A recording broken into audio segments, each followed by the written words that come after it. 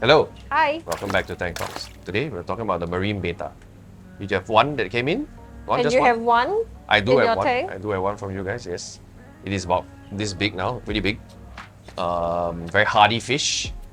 Thick slime coat means no problem with egg, no problem with velvet. But there's some issues with them, right? Yeah. Yeah. Okay, so I'm very happy that you got it successfully kept. It's not so popular amongst most reefers, I realize. I think it's just because they don't feed very well. It's such a shame. It's like one of the prettiest fish.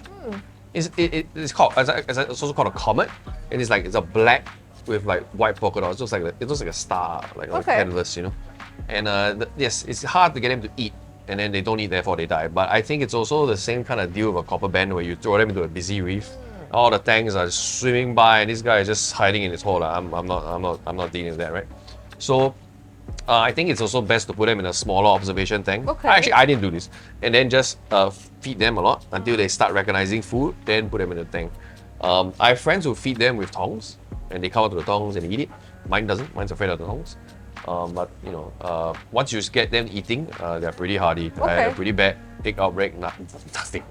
You know. So they're hardy in their physical health, but they're just difficult to feed. They can be quite reluctant to feed, but once they do, I think it's pretty easy. They get big, but they don't swim a lot, so they don't need a very big tank. Right. Most of the time, they kind of hide. So my dad came and he saw, hey, what's that, a moray? I said, no, it's the betta. It's just sticking its tail out because there's an eye and it looks like, it does that to resemble a moray. Maybe I should start a trend here.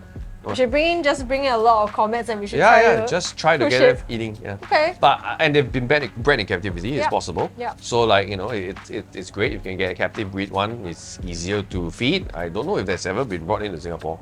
Probably. I've seen it. Yeah. They're already small. I've never seen a small betta. I've always seen them like full size.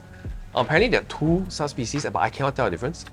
But you know, reef compatible in the sense where it won't eat your corals. It may eat very small fish and very small inverts, but I have wrestlers and mandarins that are this size and it doesn't bother it.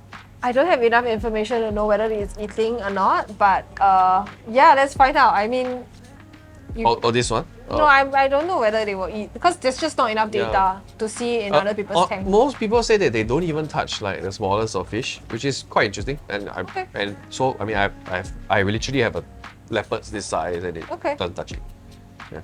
So overall, how will you rate it? One of my favorite fish, I say is like 8 out of 10, but minus points for your difficulty feeding. Once you figure it out, okay.